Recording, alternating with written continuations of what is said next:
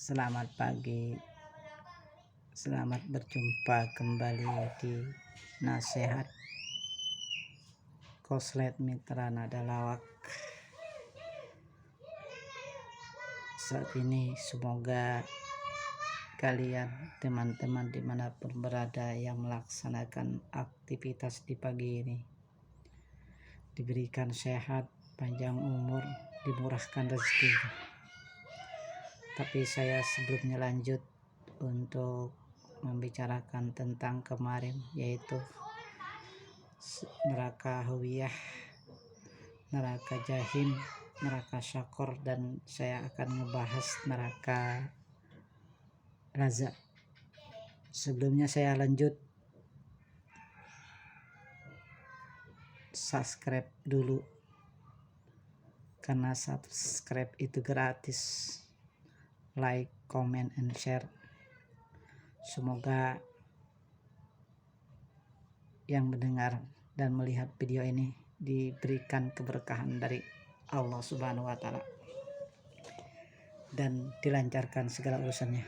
Oke, kita sama-sama mudah-mudahan ini ada manfaatnya, menjadi feveling atau pitutur pituah, peringatkan kita supaya lebih mendekatkan diri kepada Allah, agar senantiasa kita merasa takut bahwa hidup ini tak semerta-merta hanya dengan enak-enak terus selama hidup di dunia. Pasti ada kembalinya ke alam akhirat. Oke guys, saya lanjut bahwa neraka Lazza ini khusus ditempatkan oleh orang-orang yang berpaling muka, yang membuang muka ketika ada ulama-ulama pewaris Nabi mengajak untuk bersedekah, untuk sholat, untuk mengajak kebaikan.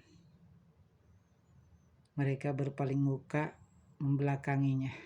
Padahal ulama-ulama itu pewaris dari Nabi.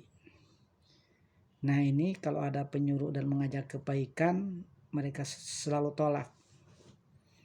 Apalagi menyinggung tentang masalah harta benda.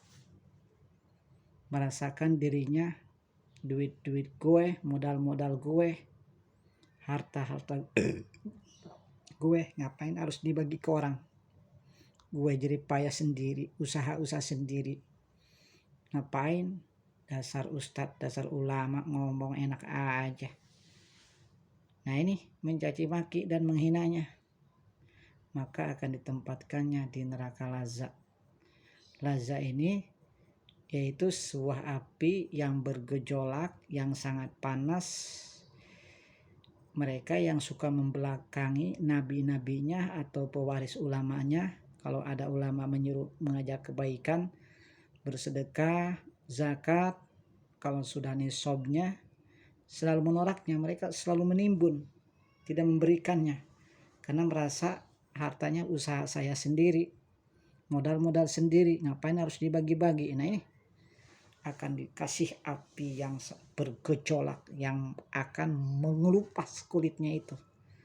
Maka dibawakanlah sebuah api untuk orang yang menolak dan membelakangi, tidak mau berinfak, tidak mau diseru pada kebaikan-kebaikan oleh alim ulama.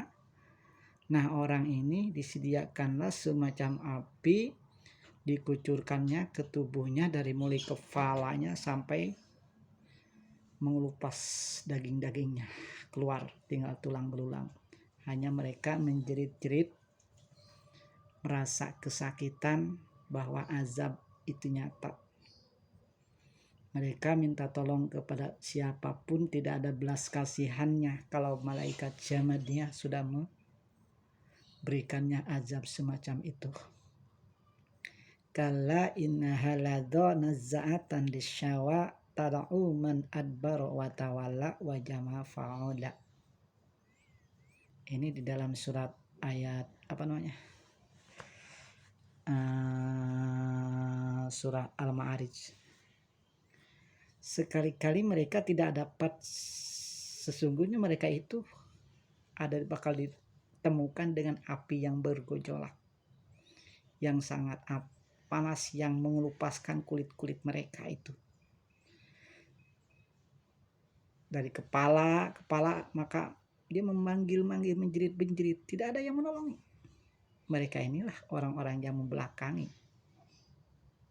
yang berpaling dari agama, serta wajama fawa, artinya serta suka mengumpulkan harta benda. Man adbaro watawala, yaitu orang-orang yang membelakangi dan melengos mukanya itu, tidak mau harta gua, duit gua, modal gua, apa urusannya lu? Enak aja gua dipinta buat zakat, enak aja lu minta buat sedekah, gua modal sendiri kok. Ini bahayanya. Maka akan dibawa dan diambil oleh malaikat Zabaniyah.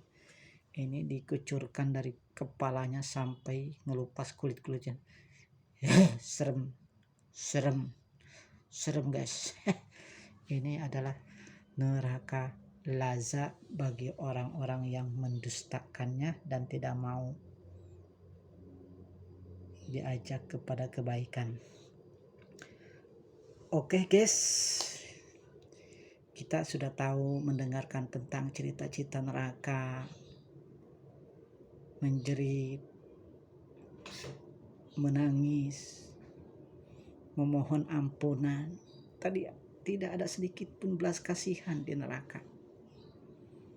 Kalau sudah stoja malaikat Jabaniyah menyiksa kepada orang-orang yang berdosa, tak ada kata senyum, tak ada kata ampunan, tak ada pemurah, nggak ada.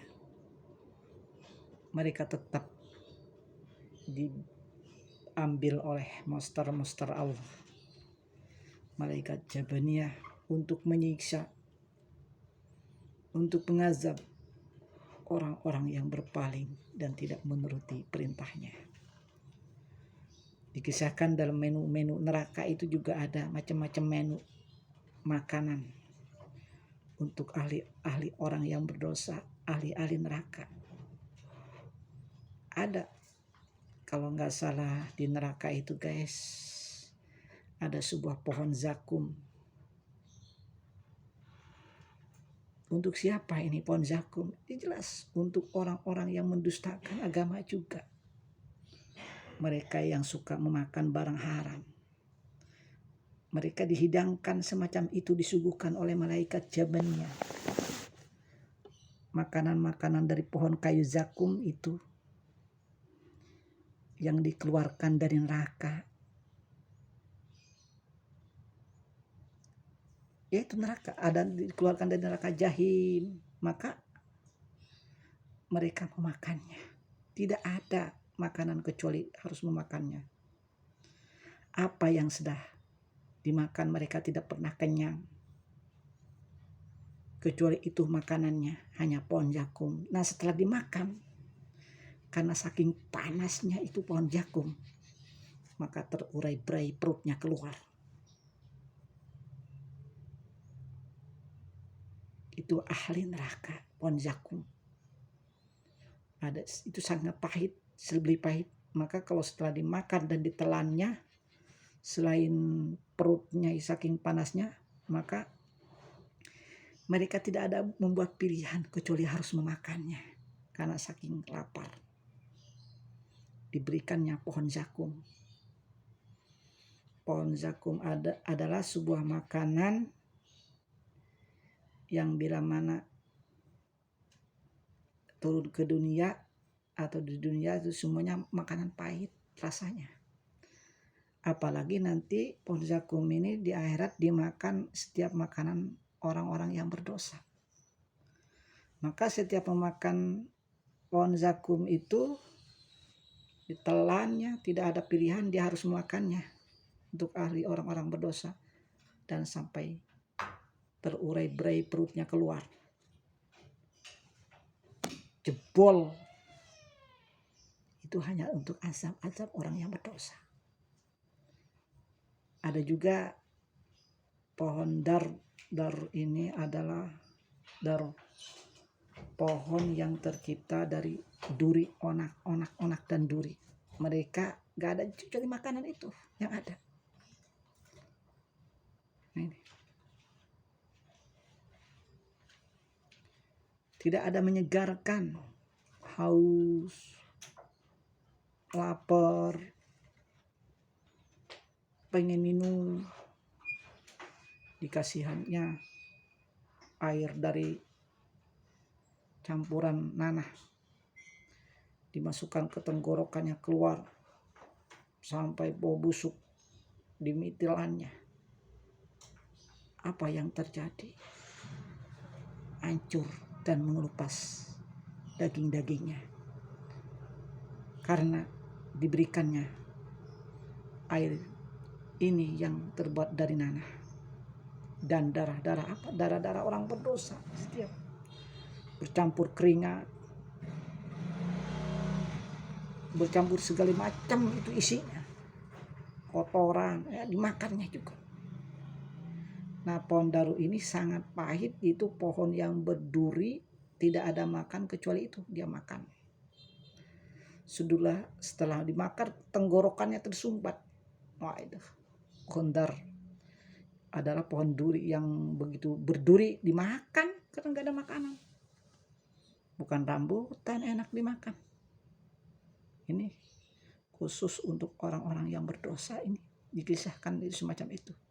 Kalau di neraka Allah berikan tumpahan, cobaan, berbagai macam siksaan untuk mereka. Ada juga semacam gislin. Gislin itu ada di neraka semua. Yaitu salah satu minuman yang terbuat dari nanah. Ini penghuni neraka jahanam. Itu gislin. Yang terbuat dari campuran nanah, kotoran manusia, itu gislin. Dari air mani manusia, keringat yang bercampur dengan darah, dimakannya. Kayak apa rasanya kalau orang udah biasa konsumsi sehari-hari makan nanah, darah, ibaratnya congeknya, hidungnya, semuanya keringatnya dimakan. Yaitu siksaan-siksaan yang di neraka jahanam, disiksa mengeluarkan keringat, kotoran segala macam. Nah, di mana diminum juga oleh mereka itu. Semacam gislin itu adalah yaitu merupakan air mani yang tercampur dengan darah, yaitu yang keluarnya dari penghuni neraka. Gitu. Tidak terbayangkan, hadirin.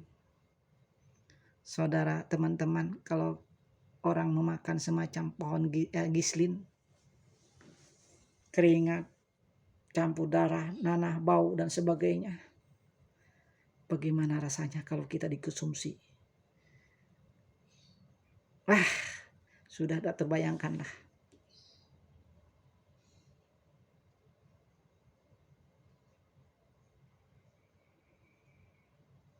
Sudah terbayangkan. Tidak ada makanan lagi sedikit pun kecuali hanya makan dengan gislin. Minuman gislin yang bercampur nanah, darah manusia, kotoran manusia, keringat manusia, segala macam, ingus. Maka dimakan dan diminum lagi. Tidak ada lain kecuali itu konsumsi mereka. Inilah kecuali orang-orang khusus untuk orang-orang berdosa dan mendustakan agama Allah. Kalau kita ingat bahwa hidup ini tak akan pernah lepas dari azab-azab Allah.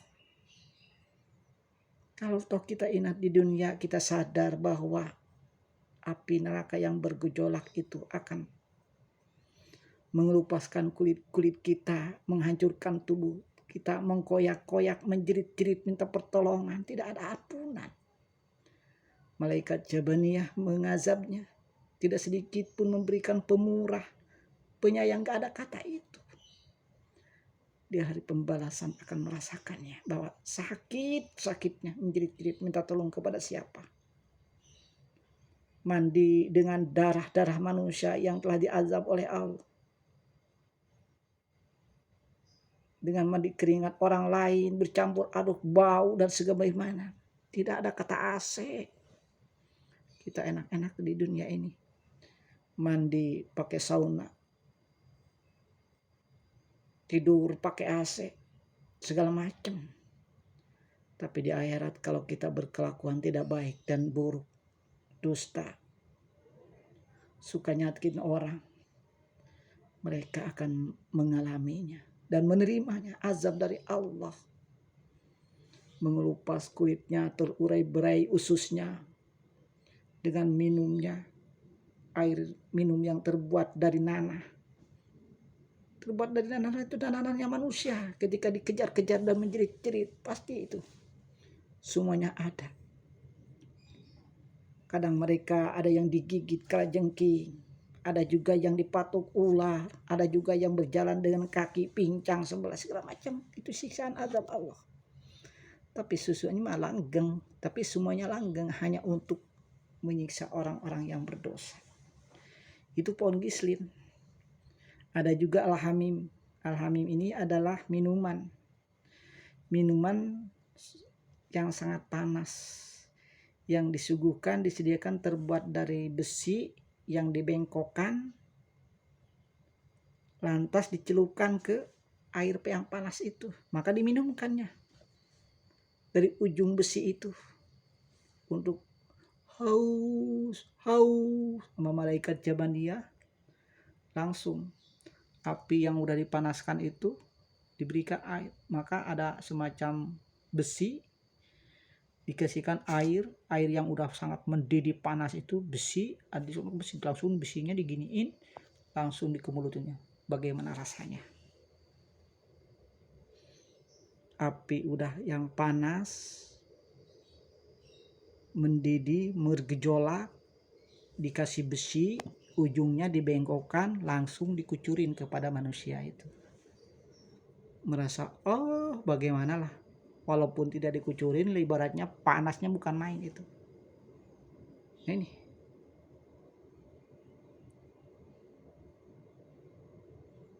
perutnya itu udah amburadul lah, diberikan api dan sisaan semacam itu. Ada juga al-ghasaq, yaitu air yang ini, al-ghasaq ini air yang dingin, yang sangat dingin, tapi terbuat dari nanah. Sebagian ulama mengatakan al-ghasaq ini air yang dingin terbuat dari dari nanah darah kental, nanah yang kental. Buat siapa itu? Buat konsumsi orang-orang yang berdosa. Juga as-sadiq yaitu minuman yang air nanah khusus yang busuk. Minuman air nanah yang busuk dikhususkan untuk semuanya orang-orang yang selama hidupnya maksiat, berdosa, suka ngomongin orang, suka mengaringi takaran, timbangan, mengadu-adu, menjadi calo, bohong, hanya keuntungan untuk diri sendiri, segala macam itu udah ada, disiapkan. Amal-amalnya mereka itu, jelek-jeleknya mereka itu akan menerima azab semacam itu. Berbagai macam terima azabnya semacam itu, mereka akan merasakan menjerit minta tolong kepada siapa mereka, walau minta tolong, saya ini haus, bukannya dikasih air minum yang segar, paling dikasih air nanah yang datang oleh malaikat Jabaniyah, diminumin. Sudah diminumin, terurai perutnya, terurai keluar, saking panasnya, bergejolak. Itu hanya adab-adab Allah kepada orang-orang yang tak beriman. Intinya neraka lazza itu dikhususkan orang-orang yang berpaling dan orang-orang yang suka mengumpulkan harta benda untuk disimpan aja, merasakan hasil jerih payah sendiri. Tuh, neraka lazza dikhususkan untuk orang-orang yang berpaling, tidak mau kalau ada ulama menyeru, disuruh sedekah, disuruh berbagi, ada kiai menyeru disuruh infak, berbagi kebaikan, jangan disimpan, sedekahlah. Nah, mereka tidak mau. Nah, ini akan ditempatkan yaitu di neraka lazza. Oke guys, rangkuman cerita ini saya akan menceritakan ke belakangnya, yaitu tentang neraka syair, terus neraka hutama, ada neraka jahanam, dan lainnya. Tinggal berapa ini, saya baru keempat ya, kelima kali. Keempat hawiyah, jahim, sakor, lazza. Kelima besok syairnya. Baik. Terima kasih guys, yang saya sampaikan itu saya agak pelan-pelan, agak ngelantur, namanya juga koslet, kurang jelas bicaranya, tapi mudah-mudahan ada manfaatnya. Mungkin kalau kekurangannya itu semata-mata kebodohan saya, atau lebihnya semata-mata kebenaran dari Allah Subhanahu wa Ta'ala. Oke guys, terima kasih. Saya saat ini agak kurang bersemangat, entah kenapa ya. Kadang-kadang kita mikirkan subscribe-nya ya begini, memang kuasanya Allah itu mau bagaimanapun tetap dikasih subscribe. Alhamdulillah, nggak dikasih ya itu memang kuasanya Allah semuanya. Kalau kita nggak berpasrah dan berserah diri, apa yang kita harus perbuat, kita harus aral menyesal, gak usah sebenarnya. Tapi memang manusianya tidak sadar gitu, dan kadang nggak sadar, tidak mau, pengennya emosi, pengennya naik. Itu memang gak akan bisa. Kalau kehendak Allah tidak akan bisa, tak akan bisa, pasti lah kalau bukan kehendak. Karena kita ini hanya sekedar cita-cita dan angan berusaha. Allah tidak akan melupakan dengan hasil seseorang atau usaha seseorang. Insya Allah mungkin kita sambil menunggu waktu, entah kapan kita bisa dapat mencapai target diberikan oleh Allah. Dan Allah yang ngasihnya, cuman kita lah ikhlas aja jalankan, karena memang semuanya udah ketentuan dari Allah, sudah suratan dan garisnya. Oke guys, ini hanya sekedar ya dianggap kultum kuliah 7 menit, mungkin lebih ini 7 menit. Semoga ada manfaatnya. Wabillahi taufiq wal hidayah. Wassalamualaikum warahmatullahi taala wabarakatuh.